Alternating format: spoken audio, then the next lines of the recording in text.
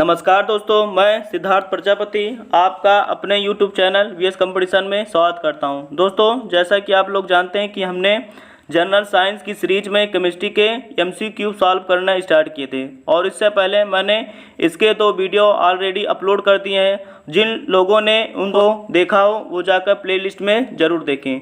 दोस्तों, इसी सीरीज को कंटिन्यू रखते हुए मैं आज इसका पार्ट 3 लेके आया हूं, जिसमें आपको मैं 25 क्वेश्चन सॉल्व करवाऊंगा। और दोस्तों, ये सभी question RRB NTPC group D व ALP के एग्ज़ाम में पूछे गए होंगे। तो आप लोगों से मैं उम्मीद करता हूं कि आप वीडियो को लास्ट तक देखिएगा। यदि आप इसको बीच में स्किप कर देंगे तो आपको ये नहीं समझ में आएगा कि आप कितने क्वेश्चन को अटेम्प्ट कर पाएँ। तो आइए दोस्तों, बिना किसी देरी के वीडियो को स्टार्ट करते हैं। तो पढ़ते हैं। पहला क्वेश्चन दिया है, यूरिया में नाइट्रोजन की प्रतिशत मात्रा कितनी होती है। दोस्तों, कभी कभी तो मैंने बताया कि यूरिया का आपको केमिकल फार्मूला पूछ लेता है। तो आइए इसका केमिकल फार्मूला देखते हैं। तो क्या होता है, NH2CO NH2। तो दोस्तों, आपको इसका केमिकल फार्मूला भी याद रहना चाहिए, NH2CO NH2। और देखिए इसमें दिया है, ऑप्शन पढ़ते हैं अब इसको।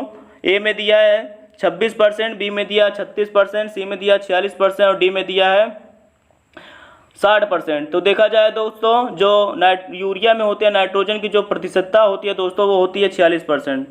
कहने का मतलब ऑप्शन नंबर हमारा सी बिल्कुल सही है। आइए क्वेश्चन नंबर 2 पढ़ते हैं। दिया लाह और इंग्लिश में इसको लेक कहते हैं, एक है। तो ऑप्शन दिया दोस्तों प्राकृतिक अपरूप, और बी दिया है प्राकृतिक बहुलक, और सी दिया है कृत्रिम बहुलक, और डी दिया उपयुक्त में से कोई नहीं। तो जो लाह होता है दोस्तों हमारा, ये क्या होता है, ये प्राकृतिक बहुलक होता है। तो ऑप्शन नंबर बी इसका बिल्कुल सही है। आइए क्वेश्चन नंबर हम 3 देखते हैं। दिया है इसमें दोस्तों पावर एल्कोहल है। तो ऑप्शन इसमें ए दिया है पीने योग्य इथाइल एल्कोहल, बी दिया परिशुद्ध इथाइल एल्कोहल, सी दिया ईंधन के रूप में प्रयुक्त इथाइल एल्कोहल, और डी दिया परिशुद्ध मिथाइल एल्कोहल। तो जो पावर एल्कोहल होता है दोस्तों, ईंधन के रूप में प्रयुक्त इथाइल एल्कोहल होता है। तो ऑप्शन नंबर सी हमारा क्या है, बिल्कुल सही है। आइए क्वेश्चन नंबर हम 4 देखते हैं। दोस्तों, दिया इसमें धुआं निम्न में से किसका उदाहरण होता है। दोस्तों, मैंने इससे पिछले लेसन में आपको बताया था कि आप कोलाइडी जो विलयन हमारा चैप्टर होता है, आप उसको अच्छे से पढ़ लीजिए। और कोलाइडी विलयन देखा जाए दोस्तों हमारा 9 प्रकार का होता है। उन्हीं चीज़ों से हमारा क्या क्वेश्चन पूछा जाता है कि आपको 9 प्रकार के कोलाइडी विलयन याद रहने चाहिए और उनके एग्जाम्पल याद रहने चाहिए। तो धुआं पूछ रहा है दोस्तों, दिया धुआं निम्न में से किसका एक उदाहरण है। तो ऑप्शन दिया ठोस का द्रव में विलयन, बी में दिया है द्रव का द्रव में विलयन, और सी दिया ठोस का गैस में विलयन, और डी दिया गैस का द्रव में विलयन। तो दोस्तों, जो धुआं होता है ठोस का गैस में विलयन होता है। तो आप इसको ऐसे याद रख सकते हैं। अगर धुएं में देखा जाए दोस्तों, तो कोयले के कण होते हैं और धूल के कण होते हैं। तो कोयले के कण लेंगे तो हमारा ठोस होगा और वो हवा में मिल जाएगा दोस्तों गैस। तो इसलिए हम ऐसे याद कर सकते हैं, जो धुआं होता है ठोस का गैस में विलयन। इसलिए हमारा ऑप्शन नंबर सी क्या होगा दोस्तों, बिल्कुल सही होगा। आइए क्वेश्चन नंबर हम देखते हैं 5।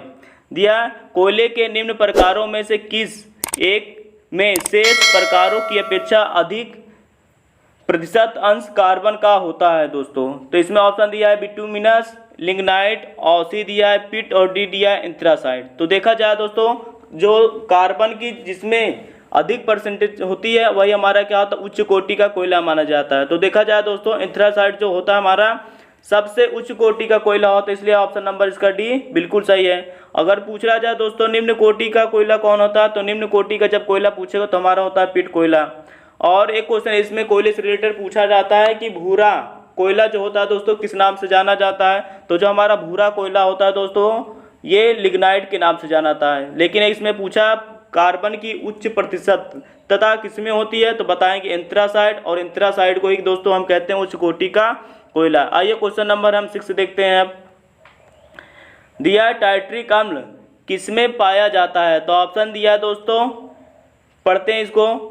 पहला दिया है इसमें नींबू में, और बी दिया है इमली में, और दोस्तों सी दिया है फलों के रस में, और डी दिया है लाल चींटियों में। तो दोस्तों, जो टाइट्रिक अम्ल होता है हमारा दोस्तों, वो किस में पाया जाता है, इमली में पाया जाता है। और नींबू में दोस्तों हमारा क्या पाया जाता है, सिट्रिक एसिड पाया जाता है। और फलों के रस में भी जो होता है दोस्तों, जैसे मौसम्बी हुआ और संतरा हुआ दोस्तों, ये सब क्या होगा, इसमें भी साइट्रिक अम्ल ही पाया जाएगा। और लाल चींटियों जो होती हैं दोस्तों, लाल चींटियाँ या जो हमारे बर्रे बर्रे होते हैं उसमें कौन सा अम्ल पाया जाता है? तो दोस्तों उसमें फार्मिक एसिड पाया जाता है।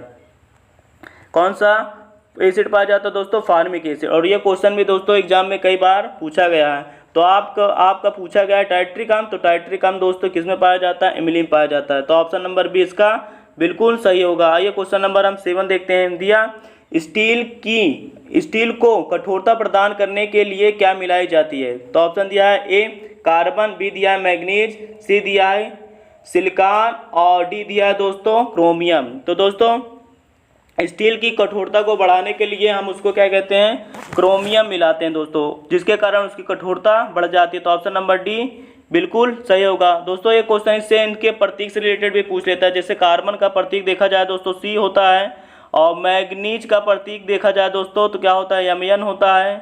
और सिलिकॉन का प्रतीक देखा जाए, सिलिकॉन हमारी क्या होती है दोस्तों? अर्धचालक। ये पूछा जाता है कि यार 2 अर्धचालक धातुओं के नाम बताइए, तो आप क्या बताएंगे? सिलिकॉन होता है हमारा जर्मेनियम, ये ज़्यादा अर्धचालक के रूप में प्रयोग किए जाते हैं। और क्रोमियम का प्रतीक देखा जाए तो ये होता है दोस्तों Cr। तो आइए क्वेश्चन नंबर अब 8 देखते हैं। दिया अपमार्जक हैं, तो ऑप्शन ए दिया साबुन, बी दिया औषधि, सी दिया उत्प्रेरक और डी दिया शोधन अभिकर्ता। तो जो हमारे अपमार्जक होते हैं दोस्तों क्या होते हैं? शोधन अभिकर्ता। जैसे जो कपड़े के धोने वाले जो साबुन होते हैं दोस्तों उसे अपमार्जक के नाम से भी जाना जाता है। और जो हमारे मृदु साबुन होते हैं यानी क्या मुलायम साबुन होते हैं, वो जैसे हम नहाने में यूज करते हैं दोस्तों, तो अपमार्जक हमारे बस यही समझिएगा जो कठोर साबुन होते हैं यानी कपड़े धोने के यूज में जो होते हैं उनको हम शोधन अभिकर्ता के नाम से जाना जाता है। तो इसलिए ऑप्शन नंबर हमारा डी क्या होगा? बिल्कुल सही होगा। आइए क्वेश्चन नंबर हम 9 देखते हैं। दिया जस्तीकृत लोहे की बाहरी सतह पर किसकी पतली तह चढ़ी रहती है? तो ऑप्शन दिया है दोस्तों ए क्रोमियम, बी दिया है जस्ता, सी दिया है एल्युमिनियम, डी दिया है निकेल। तो दोस्तों जस्तीकृत लोहे यानी कहने में जो लोहे को हमको जंग से बचाना है कि लोहे में जंग ना लगे, तो हम क्या करते हैं दोस्तों? उसको जस्तीकृत कर देते हैं या उसको पे पेंट कर देते हैं। तो जस्तीकृत में हम जो यूज करते हैं धातु उसका नाम होता है दोस्तों जस्ता। और जस्ता का जो प्रतीक होता है दोस्तों क्या होता है? ये जड़ियन होता है। जस्ते को जड़ियन से लिखते हैं दोस्तों। एल्युमिनियम पूछेगा तो Al से होता है, और जब निकिल पूछेगा दोस्तों ये क्या होता है? Ni। और ये जो होता है जो वनस्पतियाँ जो हम निकालते हैं दोस्तों वनस्पति से घी प्राप्त करते हैं उसमें निकिल उत्प्रेरक का ही प्रयोग करते हैं। और क्रोमियम का भी इससे पहले मैंने बताया इसका प्रतीक दोस्तों होता है Cr। तो देखा जाएगा तो ऑप्शन नंबर इसका बी क्या है दोस्तों? बिल्कुल सही आएगा। क्वेश्चन नंबर आइए 10 देखते हैं। तो दिया इसमें निम्नलिखित में से कौन सा एक अनुचुंबकीय है? तो अनुचुंबकीय मतलब वे पदार्थ होते हैं जो चुंबकीय क्षेत्र में रखे जाने पर चुंबकीय क्षेत्र की दिशा में थोड़े से क्या दोस्तों? चुंबकीय होते हैं। उन्हें क्या कहते हैं? अनुचुंबकीय पदार्थ कहते हैं। और एक होता है दोस्तों प्रतिचुंबकीय, जो इसकी परिभाषा अगर पूछेगा तो क्या बताएंगे? जो चुंबकीय क्षेत्र में रखे जाने पर चुंबकीय क्षेत्र की दिशा की विपरीत दिशा में प्रतिकर्षित होते हैं या आकर्षित होते हैं, उन्हें दोस्तों हम प्रतिचुंबकीय कहते हैं। और एक होता है दोस्तों हमारा लौह चुंबकीय। लौह चुंबकीय वे पदार्थ होते हैं जो चुंबकीय क्षेत्र में रखे जाने पर चुंबकीय क्षेत्र की दिशा में तेजी से आकर्षित होते हैं दोस्तों, उन्हें हम कहते हैं लौह चुंबकीय पदार्थ।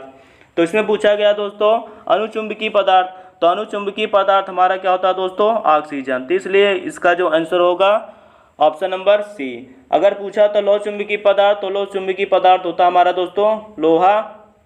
और कहता प्रतिचुंबकीय पदार्थ तो हमारा हाइड्रोजन, और दोस्तों क्या हो जाता है? नाइट्रोजन। तो इसमें पूछा गया अनुचुंबकीय पदार्थ, तो अनुचुंबकीय पदार्थ हमारा क्या होता है दोस्तों? ऑक्सीजन। आइए क्वेश्चन नंबर दोस्तों 11 दिया है। उन शराब त्रासदियों में जिनके परिमाण स्वरूप अंधता आदि होती है हानिकारक पदार्थ है।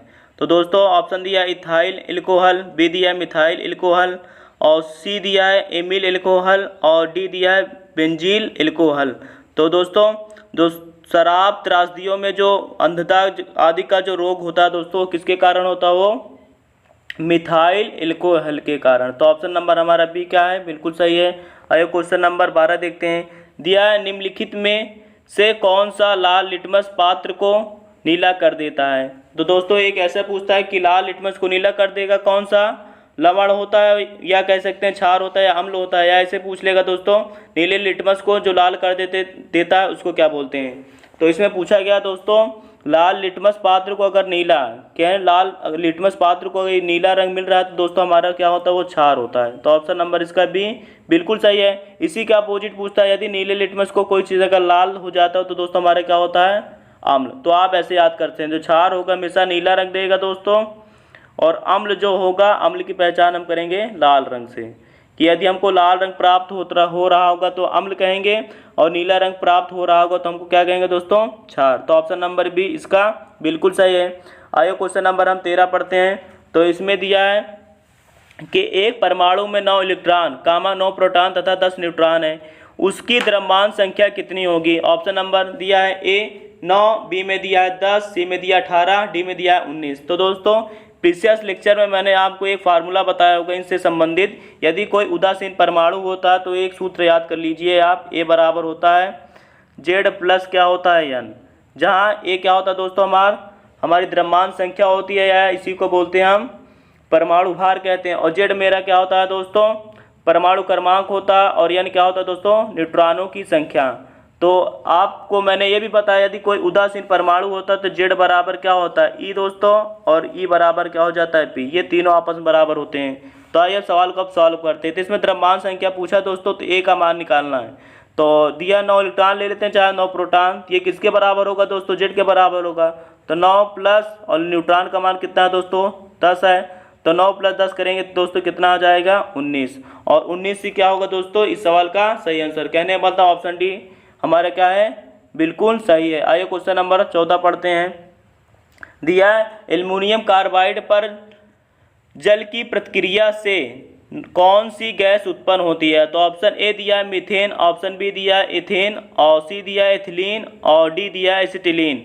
तो दोस्तों जब एल्युमिनियम कार्बाइड पर जल की अपक्रिया कराते हैं तो दोस्तों हमारा क्या, मीथेन गैस प्राप्त होता है। तो ऑप्शन नंबर ए बिल्कुल सही है।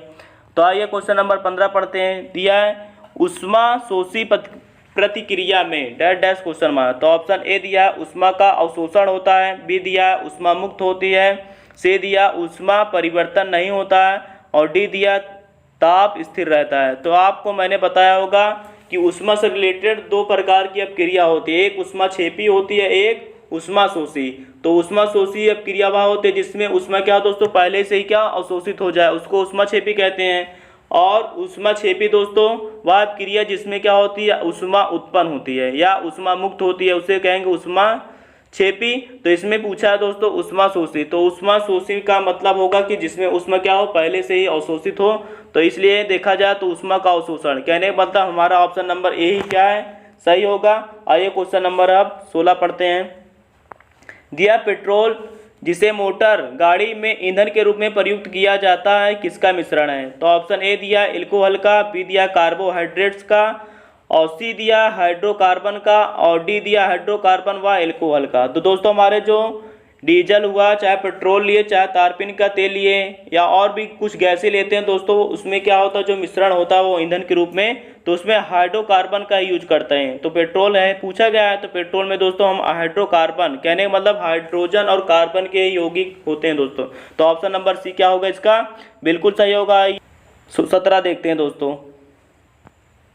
तो दिया इसमें आइसोटोन होते हैं। तो ऑप्शन ए दिया दोस्तों समान संख्या में प्रोटॉन, बी दिया समान संख्या में न्यूट्रॉन, और सी दिया समान संख्या में न्यूक्लियन, और डी दिया उपयुक्त में से कोई नहीं। तो दोस्तों आपको क्या करना है, आइसोटोन होता है एक, आइसोबार होता है, और आइसोटोप होता है। तो आपको तीनों की इंग्लिश भी याद रहनी चाहिए और तीनों की हिंदी भी याद रही है। तो दोस्तों आइसोटोन हम उसको कहते हैं जिसमें क्या होता है, न्यूट्रॉनों की संख्या समान होती है। दोस्तों आइसोटोन किसको कहते हैं दोस्तों, जिसमें न्यूट्रॉनों की संख्या समान होती है। एक होता है दोस्तों आइसोबार। तो आइसोबार दोस्तों किसको कहते हैं हम, संभारिक, एक नाम आप सुने होंगे, आइसोबार होता है दोस्तों। तो आइसोबार में क्या होता है, इसकी हिंदी होती है संभारिक, इसकी हिंदी होती है संभारिक। तो कहने मतलब ऐसे तत्व जिनके परमाणु भार समान होते हैं परंतु परमाणु क्रमांक भिन्न भिन्न, उनको क्या कहते हैं हम, संभारिक कहते हैं दोस्तों। तो आप देखिए आइसोटोन मतलब जिसमें न्यूट्रॉन की संख्या समान, आइसोबार मतलब जिसमें द्रव्यमान संख्या समान या परमाणु भार समान होता है, और एक होता है दोस्तों आइसोटोप। तो आइसोटोप जो होता है दोस्तों, आइसोटोप में होता है समान परमाणु क्रमांक, क्या कह सकते हैं, समान परमाणु संख्या। तो आपको तीनों की इंग्लिश याद रहनी चाहिए। तो आइसोटोप मतलब समान परमाणु क्रमांक, आइसोबार मतलब समान द्रव्यमान संख्या या परमाणु भार, और आइसोटोन कहेगा दोस्तों समान न्यूट्रॉनों की संख्या। तो ऑप्शन नंबर देखा जाए दोस्तों बी बिल्कुल सही होगा। ये क्वेश्चन नंबर हम 18 देखते हैं। दिया शुष्क बर्फ है, तो ऑप्शन ए दिया है ठोस पानी, बी दिया है ठोस CO2, और सी दिया है निर्जल बर्फ, और डी दिया है ठोस H2O2। तो H2O2 दोस्तों हमारा इसको बोलते हैं हाइड्रोजन पराऑक्साइड। तो शुष्क बर्फ जो हमारी होती है दोस्तों ठोस कार्बन डाइऑक्साइड होती है, और ये क्वेश्चन बहुत ही बार एग्जाम में रिपीट होने वाला होता है दोस्तों। तो आप इसको ध्यान से याद कर लीजिए। तो शुष्क बर्फ जब पूछेगा तो आप क्या बताएंगे, ठोस कार्बन डाइऑक्साइड। ये क्वेश्चन नंबर अब 19 देखते हैं। तो दिया है मानव शरीर में यूरिया सबसे अधिक मात्रा में पाया जाता है। तो ऑप्शन दिया है ए रक्त में, बी दिया है मांसपेशियों में, सी दिया है मूत्र में, और डी दिया है आंसुओं में। तो दोस्तों जो मानव शरीर में जो यूरिया पाया जाता है वो दोस्तों कहाँ होता है, मूत्र, यानी हमारा जो यूरिन होता है उसमें मूत्र मतलब यूरिया की मात्रा क्या होती है दोस्तों, बहुत ही अधिक होती है। इसलिए हमारा ऑप्शन नंबर सी क्या होगा, बिल्कुल सही होगा। आइए क्वेश्चन नंबर 20 पढ़ते हैं। तो दिया है मेंडलीव की आवर्त सारणी में तत्वों का वर्गीकरण का आधार है। तो दोस्तों इसमें दो तरह के क्वेश्चन बनते हैं। एक पूछेगा मेंडलीव की आधुनिक आवर्त सारणी का जो वर्गीकरण किया गया तो किस आधार पे किया था, और मेंडलीव की जो हमारी मूल आवर्त सारणी थी, या आपको कह देगा मेंडलीव की जो प्रारंभिक आवर्त सारणी थी उसमें तत्वों का वर्गीकरण किस बेस पर किया गया था। तो ऑप्शन इसमें दिया है दोस्तों, पढ़ते हैं। ए दिया परमाणु द्रव्यमान, बी दिया परमाणु संख्या, सी दिया परमाणु आयतन, और डी दिया परमाणु घनत्व। तो जो तत्वों का वर्गीकरण किया गया दोस्तों परमाणु क्रमांक या परमाणु भार पर किया गया था। तो इसमें देखा जाए तो सी और डी तो ऐसे भी नहीं हो सकते। तो आपको ध्यान देना है, अगर दिया रहे आधुनिक शब्द दिया रहेगा तो आधुनिक जो आधुनिक आवर्त सारणी का जो वर्गीकरण किए थे दोस्तों वो परमाणु संख्या के आधार पे किए थे, लेकिन इसमें आधुनिक वर्ड नहीं दिया है। तो हम क्या कौन सा सही करेंगे, ऑप्शन नंबर ए।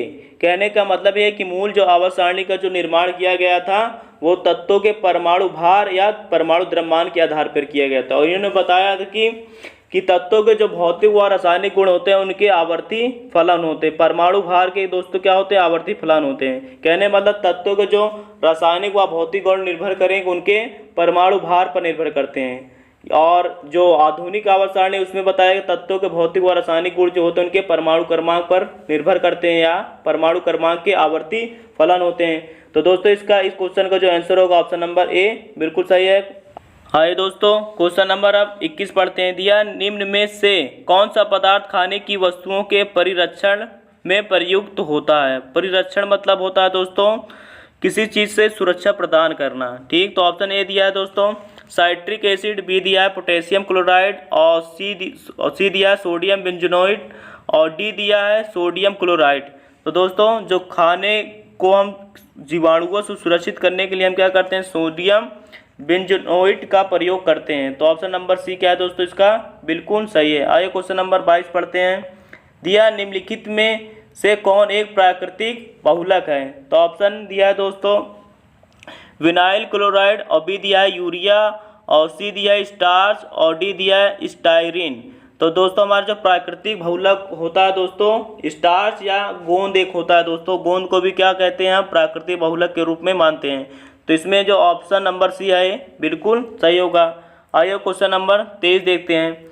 दिया है कपूर को किस विधि द्वारा शुद्ध किया जाता है। तो ऑप्शन ए दिया ऊर्ध्वपातन, बी दिया आसवान, और सी दिया वर्ण लेखन, और डी दिया निर्वात आसवान। तो दोस्तों आइए देखते हैं। तो इसमें जो आंसर जो होगा दोस्तों ऑप्शन नंबर ए बिल्कुल सही है। तो आइए दोस्तों इसको समझते हैं थोड़ा। जो ऊर्ध्वपातन होता है हमारा, यह एक ऐसी अपक्रिया होती है जिसमें कोई ठोस पदार्थ बिना द्रव अवस्था में बदले सीधा क्या होता है दोस्तों गैस अवस्था में बदल जाए, तो उसको दोस्तों हम ऊर्ध्वपातन की अपक्रिया कहते हैं। तो इसका कुछ एग्जाम्पल जैसे आयोडीन भी पूछता है दोस्तों, और कर्पूर। तो आपको दो एग्जाम्पल इसके याद रहने चाहिए कि ऊर्ध्वपातन पे आधारित एग्जाम्पल बताइए तो क्या बताएंगे, आयोडीन बताएंगे, और दूसरा क्या बताएंगे दोस्तों, कपूर और ये तीसरा होता है दोस्तों हमारा नौसादर होता है। ये तीनों जो होते हैं दोस्तों ऐसे पदार्थ हैं, इनको अगर गर्म किया जाएगा ये ठोस अवस्था से बिना पिघले क्या होंगे, गैस अवस्था में परिवर्तित हो जाएंगे। तो इसलिए इसका ऑप्शन नंबर ए क्या है दोस्तों हमारा, बिल्कुल सही है। आइए क्वेश्चन नंबर 24 पढ़ते हैं। दिया सूक्ष्म जीवों को नष्ट करने के लिए प्रयुक्त पदार्थ क्या कहलाते हैं। तो ऑप्शन ए दिया प्रतिजन, बी दिया प्रतिरक्षी, सी दिया प्रतिरोधी और डी दिया प्रतिजैविकी। तो दोस्तों सूक्ष्म जीवों को नष्ट करने के लिए जो प्रयुक्त पदार्थ कहलाते हैं उसको दोस्तों कहते हैं प्रतिजैविकी। तो ऑप्शन नंबर डी इसका बिल्कुल सही होगा। आइए क्वेश्चन नंबर 25 पढ़ते हैं और ये हमारा आज का लास्ट क्वेश्चन होगा। तो दिया अधिक मात्रा में इथाइल अल्कोहल का सेवन करने पर किस अंग पर बुरा प्रभाव पड़ता है। तो ऑप्शन ए दिया है किडनी पर, बी दिया है लीवर पर, सी दिया है हृदय पर और डी दिया है दोस्तों आंत पर। तो जो अधिक इथाइल अल्कोहल का जब अधिक सेवन किया जाएगा तो उससे हमारा जो अंग खराब होता है उसको लीवर पर, ठीक है। तो ऑप्शन नंबर हमारा बी बिल्कुल सही है। या लीवर के स्थान पे कभी कभी स्कंदी देता है दोस्तों यकृत। तो इथाइल अल्कोहल का अधिक सेवन करने से हमारा जो अंग खराब होता है वो यकृत होता है या लीवर।